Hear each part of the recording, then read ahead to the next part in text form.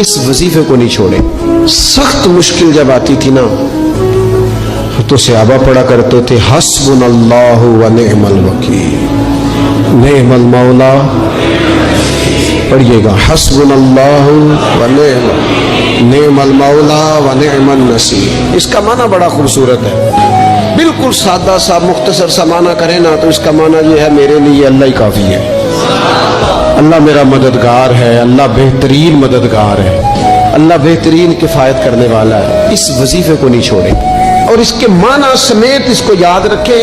آپ محسوس کریں گے طبیعت طاقتور ہو گئی ہے، روح طاقتور ہوگی. اس کو بھولنا نہیں.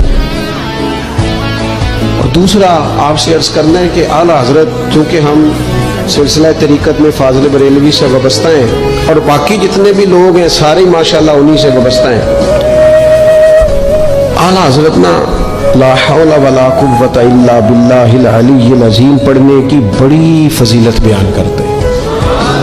یہ ایسا وظیفہ ہے جو سب کو آتا ہے نا ماشاءاللہ. نبی پاک علیہ السلام نے فرمایا یہ اللہ کے عرش کے خزانوں میں سے خزانہ ہے. اعلیٰ حضرت فرماتے ہیں 99 دفعہ پڑھو لا حول ولا قوت الا باللہ العلی العظیم.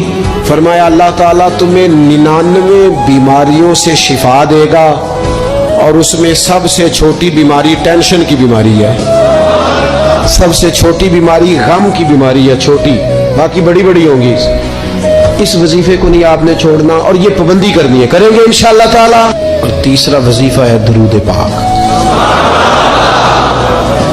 یہ بندہ درود پاک پڑھتا ہے تو پتہ ہوتا کیا ہے، ایک بار پڑھو تو 10 رحمتیں، 2 بار پڑھو تو 3 بار پڑھو تو 4 دفعہ پڑھو تو پھر تو چاروں جانب رحمت ہی رحمت ہو جاتی ہے.